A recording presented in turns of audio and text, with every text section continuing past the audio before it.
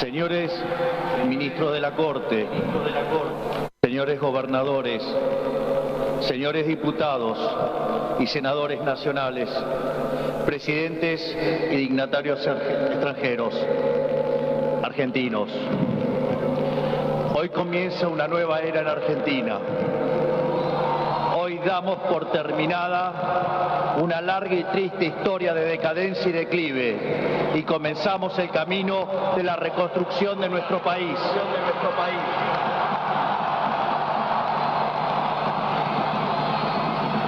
Los argentinos, de manera contundente, han expresado una voluntad de cambio que ya no tiene retorno. No hay vuelta atrás.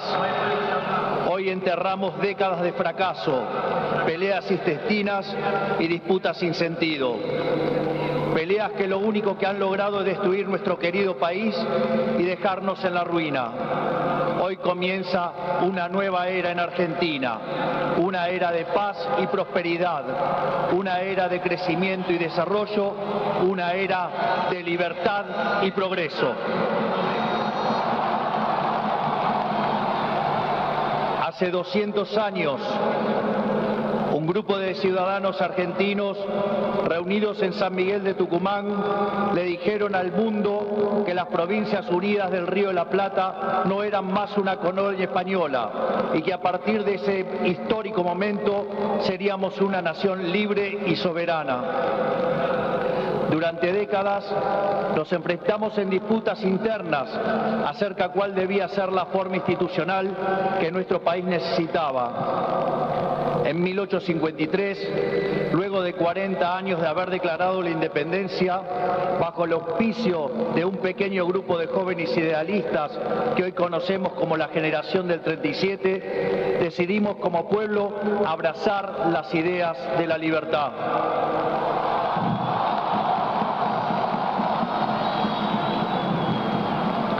Así, se sancionó una constitución liberal con el objetivo de asegurar los beneficios de la libertad para nosotros, para nuestra posteridad y para todos los hombres del mundo que quieran habitar el suelo argentino. Lo que vino después de la sanción de esa constitución de fuerte raigambre liberal fue la expansión económica más impresionante de nuestra historia. De ser un país de bárbaros enfrascados en una guerra sin cuartel, pasamos a ser la primer potencia mundial. Para principios del siglo XX éramos el faro de luz de Occidente. Nuestras costas recibían con brazos abiertos a millones de inmigrantes que se escapaban de una Europa devastada en búsqueda de un horizonte de progreso. Lamentablemente, nuestra dirigencia decidió abandonar el modelo que nos había hecho rico y abrazaron las ideas empobrecedoras del colectivismo.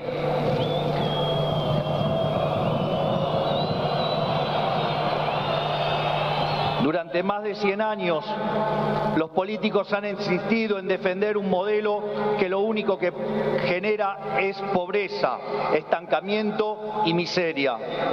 Un modelo que considera que los ciudadanos estamos para servir a la política y no que la política existe para servir a los ciudadanos.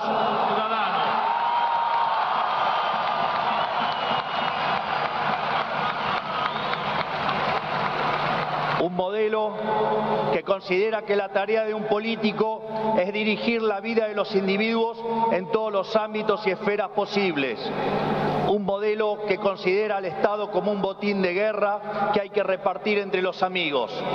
Señores, ese modelo ha fracasado. Ha fracasado en todo el mundo, pero en especial ha fracasado en nuestro país.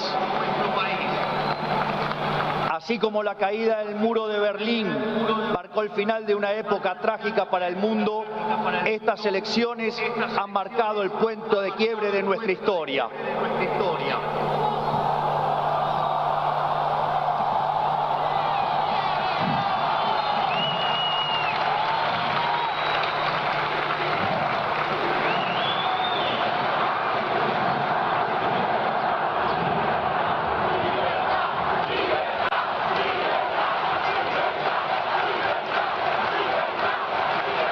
En estos días, mucho se ha hablado de la herencia que vamos a recibir. Dejen que sea muy claro en esto.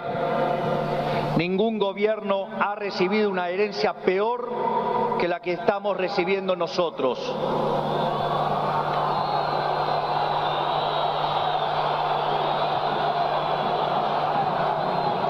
El kirchnerismo, que en sus inicios se jactaba de tener superávit gemelos, esto es, superávit fiscal y externo, hoy nos deja déficit gemelos por 17% del PBI.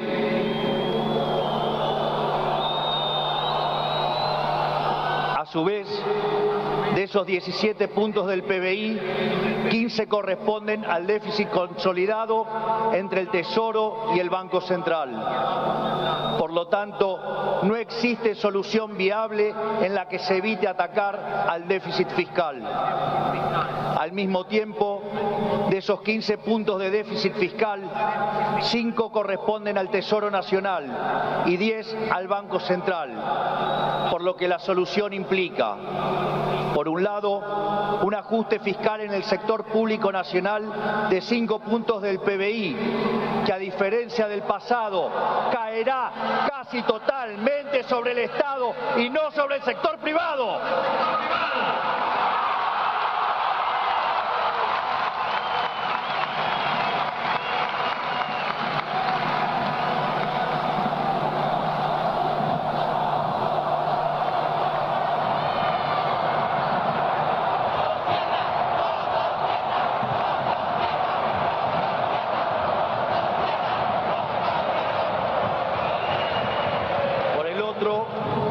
Es necesario limpiar los pasivos remunerados del Banco Central, los cuales son responsables de los 10 puntos de déficit del mismo. De esta manera se pondría fin a la emisión de dinero y con ello a la única causa de la inflación empíricamente cierta y válida en términos teóricos.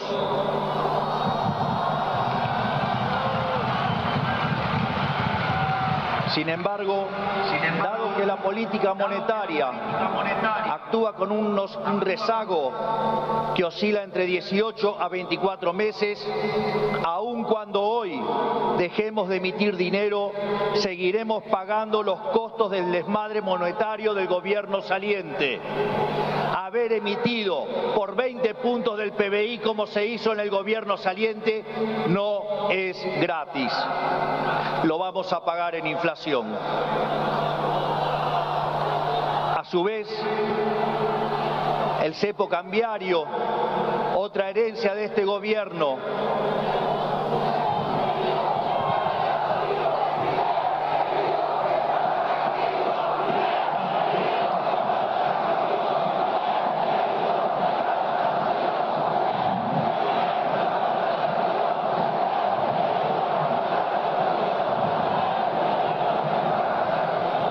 a su vez, el cepo cambiario, otra herencia de este gobierno, no solo constituye una pesadilla social y productiva, porque implica altas tasas de interés, bajo nivel de actividad, escaso nivel de empleo formal y salarios reales miserables que impulsan el aumento de pobres e indigentes, sino que además el sobrante de dinero en la economía hoy es el doble que había en la previa del Rodrigazo. Para tener una idea de lo que eso implica, recordemos que el Rodrigazo multiplicó por 6 veces la tasa de inflación, por lo que un evento similar significaría multiplicar la tasa de inflación por 12 veces, y dado que la misma viene viajando a un ritmo del 300%, podríamos pasar a una tasa anual del 3.600. A su vez, tranquilos que no termina acá, la herencia sigue. A su vez, dada la situación de los pasivos remunerados del Banco Central, la cual es peor que la que había en la previa de la hiperinflación de Alfonsín, en muy poco tiempo se podría cuadruplicar la cantidad de dinero y con ello llevar a la inflación a niveles del 15.000% anual. Esta Esta es la herencia que nos dejan, una inflación plantada del 15.000% anual, la cual vamos a luchar contra uñas y dientes para erradicarla.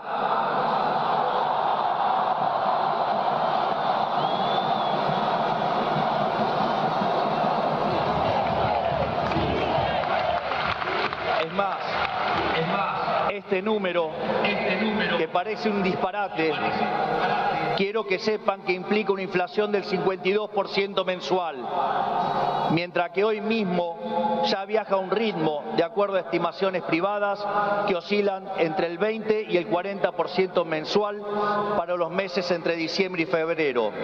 Esto es, el gobierno saliente nos ha dejado plantada una hiperinflación y es nuestra máxima prioridad hacer todos los esfuerzos posibles para evitar semejante catástrofe que llevaría a la pobreza por encima del 90% y la indigencia por encima del 50%.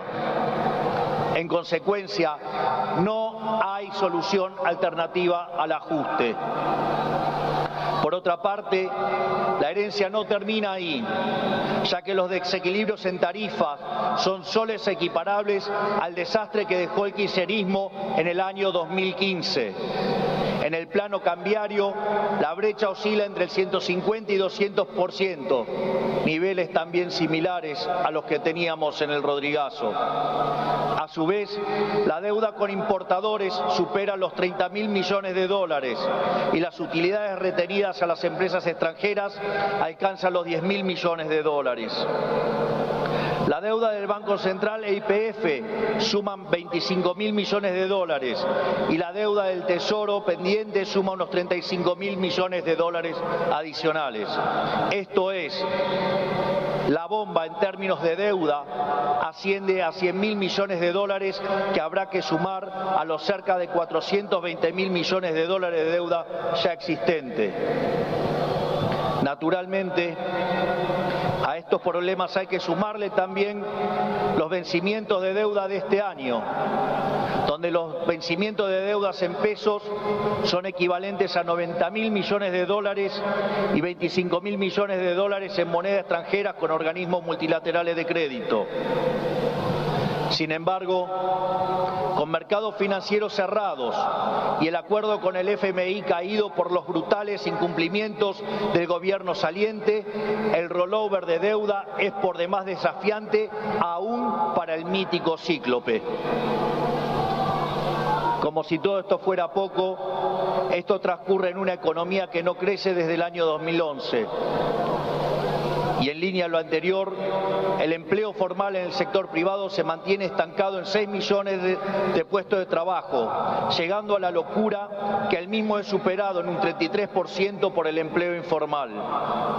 Por ello, no debería sorprender a nadie que los salarios reales se hayan destruido, ubicado en torno a los $300 mensuales, los cuales no solo son 6 veces inferiores a los de la convertibilidad, sino que de haberse mantenido la tendencia de aquellos años, o como lo decían ellos, el maldito neoliberalismo, hoy oscilarían entre 3.000 y 3.500 dólares por mes. Nos han arruinado la vida, nos han hecho caer por 10 veces nuestros salarios.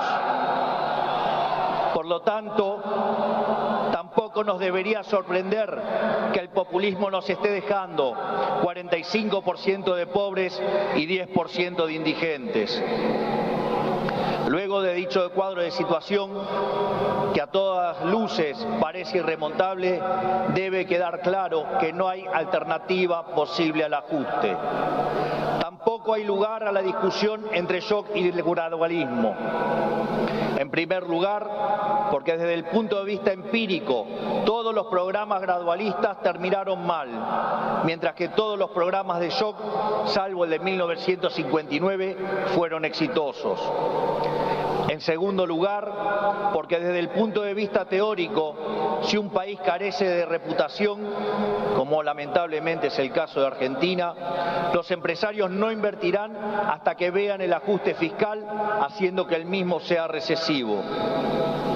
En tercer lugar, y no por ello menos importante, para hacer gradualismo es necesario que haya financiamiento. Y lamentablemente, tengo que decírselos de nuevo, no hay plata.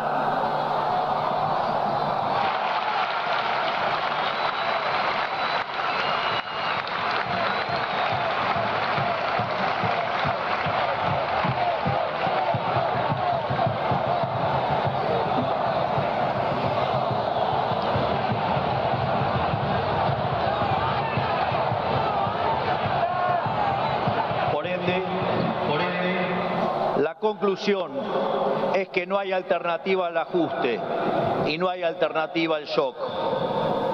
Naturalmente eso impactará de modo negativo sobre el nivel de actividad, el empleo, los salarios reales, la cantidad de pobres e indigentes. Habrá esta inflación, es cierto, pero no es algo muy distinto a lo que ha pasado en los últimos 12 años. Recordemos que en los últimos 12 años el PBI per cápita ha caído 15% en un contexto donde acumulamos 5.000% de inflación. Por lo tanto, hace más de una década que vivimos en esta inflación. Por lo tanto, este es el último mal trago para comenzar la reconstrucción de Argentina.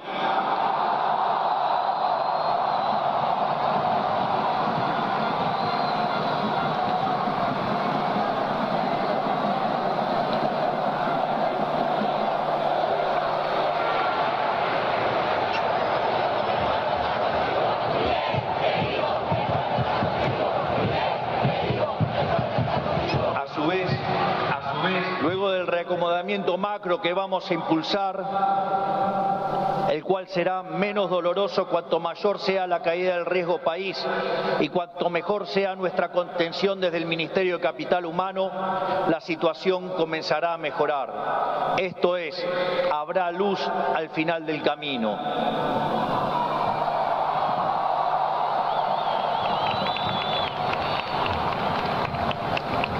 En el caso alternativo, progresista, cuya única fuente de financiamiento es la emisión de dinero, derivará en una hiperinflación que llevará al país a la peor crisis de su historia, sumado a que nos meterá en una espiral decadente que nos equiparará con la oscuridad de la Venezuela de Chávez y Maduro.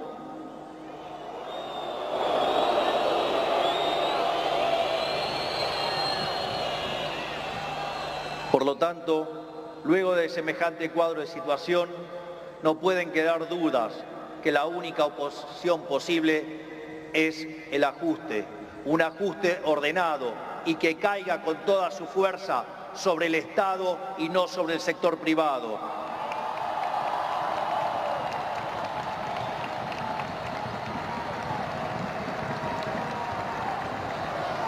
Sabemos que será duro, por eso quiero también traerles una frase sobresaliente de uno de los mejores presidentes de la historia argentina, que fue Julio Argentino Roca.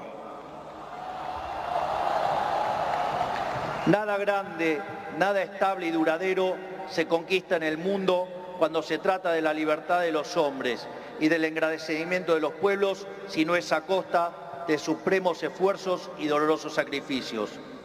Pero nuestros desafíos no terminan solamente en el plano económico.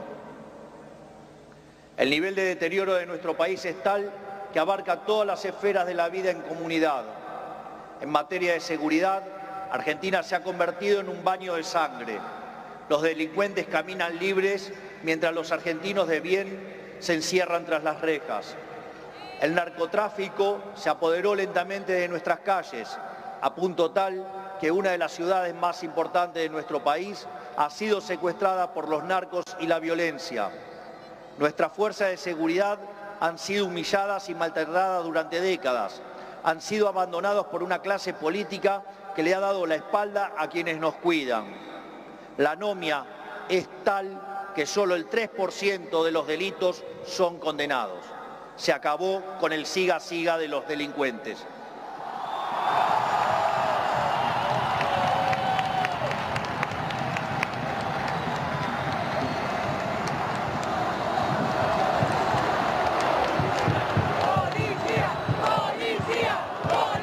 materia social, estamos recibiendo un país donde la mitad de la población es pobre, con el tejido social completamente roto. Más de 20 millones de argentinos no pueden vivir una vida digna porque son presos de un sistema que lo único que genera es más pobreza. Como dice el gran Jesús Huerta de Soto, los planes contra la pobreza generan más pobreza.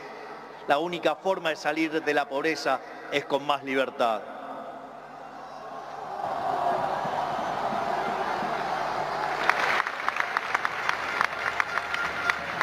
Al mismo tiempo, 6 millones de chicos hoy a la noche se irán a dormir con hambre, que caminan descalzos por la calle y otros que cayeron en la droga.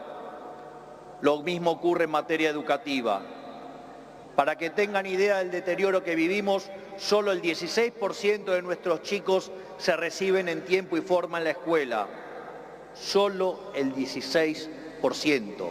Solo 16 de cada 100. Es decir, que el 84% de nuestros chicos no termina la escuela en tiempo y forma. A su vez, el 70% de los chicos que sí terminan la escuela no pueden resolver un problema de matemática básica o comprender un texto. De hecho, en las últimas evaluaciones PISA, la Argentina se encuentra en el puesto 66 de 81 y séptima en América Latina, siendo que Argentina fue el primer país en terminar con el alfabetismo en el mundo. Si se levantara Sarmiento y viera qué hicieron de la educación.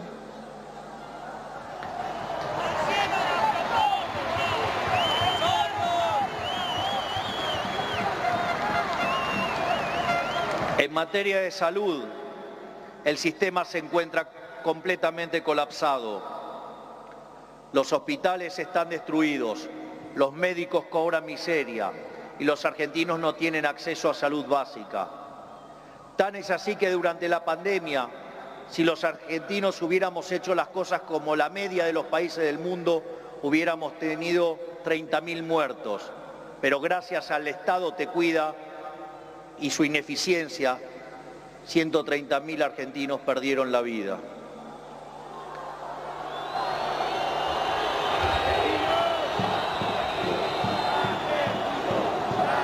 Ese es el estado presente del que los políticos tanto hablan, argumento que utilizan para justificar el aumento descomunal del gasto público que solo los beneficia a ellos. En todas las esferas, miren donde miren, la situación de la Argentina es de emergencia.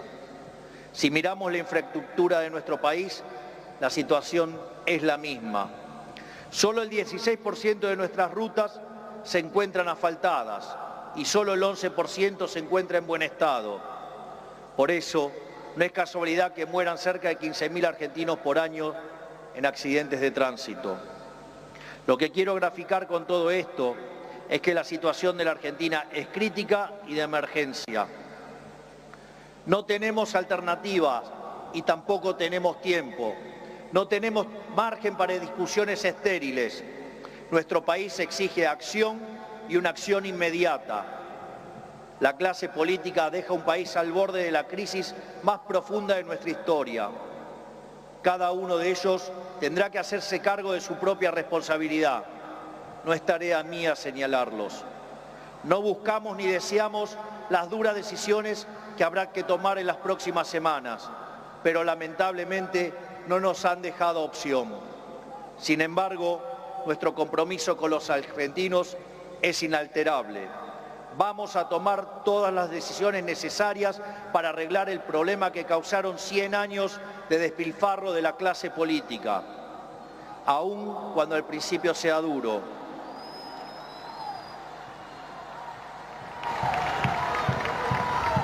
Sabemos que de corto plazo la situación empeorará, pero luego veremos los frutos de nuestro esfuerzo habiendo creado las bases de un crecimiento sólido y sostenible en el tiempo. También sabemos que no todo está perdido. Los desafíos que tenemos son enormes, pero también lo es nuestra capacidad para superarlos. No va a ser fácil, 100 años de fracaso no se deshacen en un día. pero un día empieza y hoy es ese día.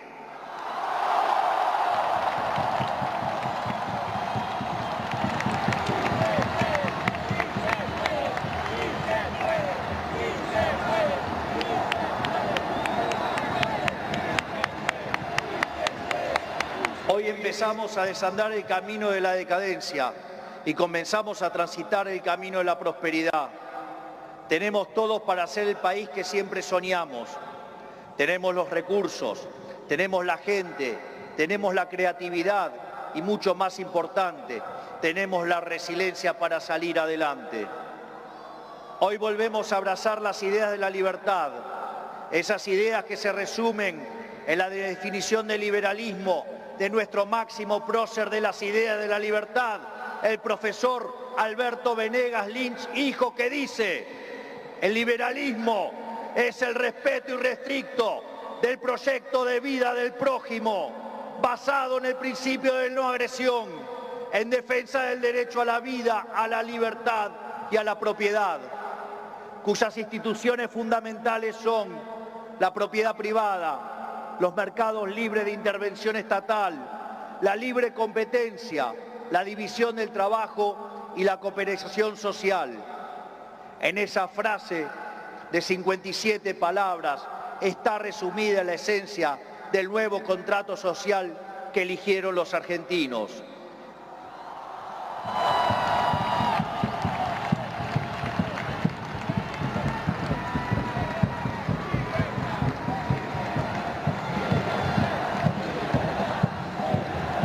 Este nuevo contrato social nos propone un país distinto, un país en el que el Estado no dirija nuestras vidas, sino que vele por nuestros derechos, un país en el que las hace, las paga.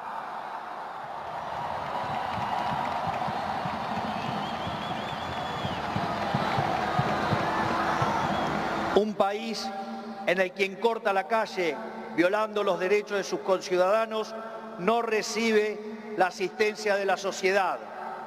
Puesto en otros términos, el que corta no cobra.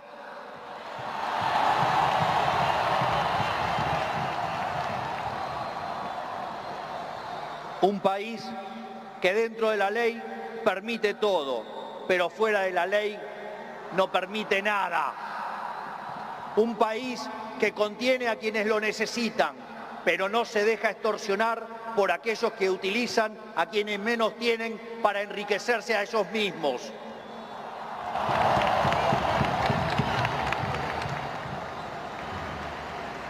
En cuanto a la clase política argentina, quiero decirles que no venimos a perseguir a nadie, no venimos a saldar viejas vendetas, ni a discutir espacio de poder. Nuestro proyecto no es un proyecto de poder, nuestro proyecto es un proyecto de país. No pedimos acompañamiento ciego, pero no vamos a tolerar que la hipocresía, la deshonestidad o la ambición de poder interfieran con el cambio que los argentinos elegimos. A todos aquellos dirigentes políticos, sindicales y empresariales que quieran sumarse a la nueva Argentina, los recibimos con los brazos abiertos.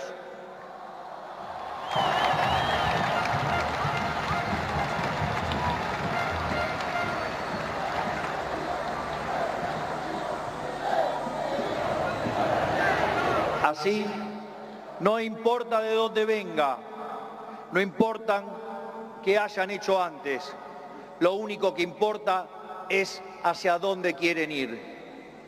Aquellos que quieren utilizar la violencia o la extorsión para obstaculizar el cambio, les decimos que se van a encontrar con un presidente de convicciones inamovibles, que utilizará todos los resortes del Estado para avanzar en los cambios que nuestro país necesita.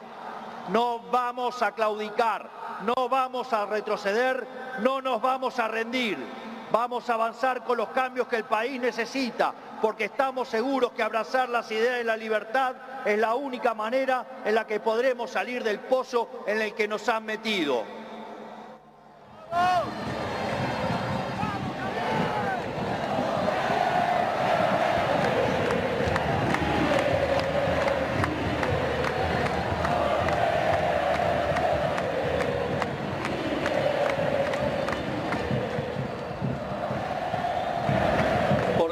tanto, y para ir terminando, que quede claro, hoy comienza una nueva era en Argentina.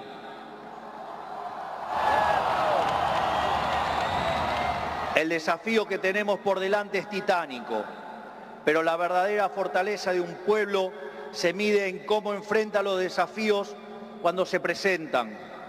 Y cada vez que creemos que nuestra capacidad para superar esos desafíos ha sido alcanzada, miramos al cielo y recordamos que esa capacidad bien podría ser ilimitada. El desafío es enorme, pero lo afrontaremos con convicción. Trabajaremos sin descanso y llegaremos a destino. No es casualidad que esta inauguración presidencial ocurra durante la fiesta de Hanukkah, la fiesta de la luz, ya que la misma celebra la verdadera esencia de la libertad.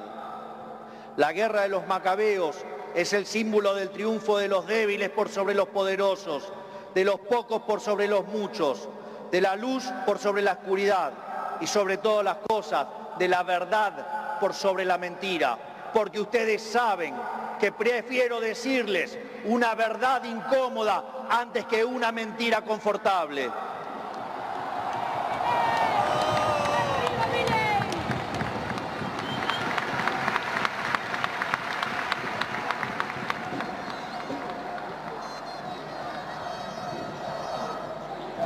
Estoy convencido de que vamos a salir adelante.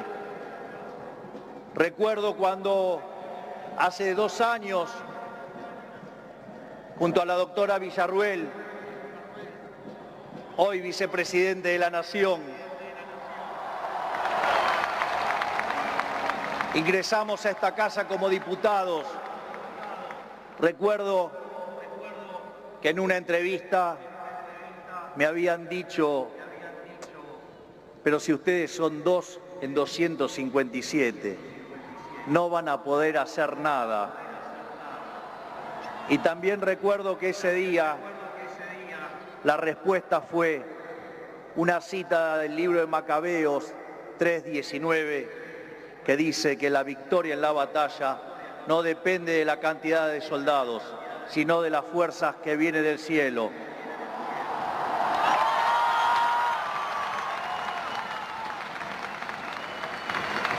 Por lo tanto, Dios bendiga a los argentinos y que las fuerzas del cielo nos acompañen en este desafío. Muchas gracias. Será difícil, pero lo vamos a lograr. ¡Viva la libertad, carajo! ¡Viva la libertad, carajo! ¡Viva la libertad, carajo! Conforme a ponerse de pie que vamos a salir. Por el artículo 75 de la ley 26.522, hasta aquí han transmitido LRA1, Radio Nacional Buenos Aires, República Argentina, y LS82 TV Canal 7, la televisión pública, junto a todas las emisoras que integran la cadena nacional de radio y televisión de todo el país, y el servicio internacional RAE, Radiodifusión Argentina al exterior, con motivo de haberse celebrado el acto de asunción presidencial, ceremonia de juramento constitucional para el cargo de presidente de la Nación Argentina del doctor Javier Milei, desde el Congreso de la Nación Argentina. Hemos escuchado las palabras del señor presidente de la Nación, Javier Milei. A partir de este momento, las emisoras participantes continúan con la transmisión de sus respectivos programas. Muchísimas gracias a todos y hasta siempre.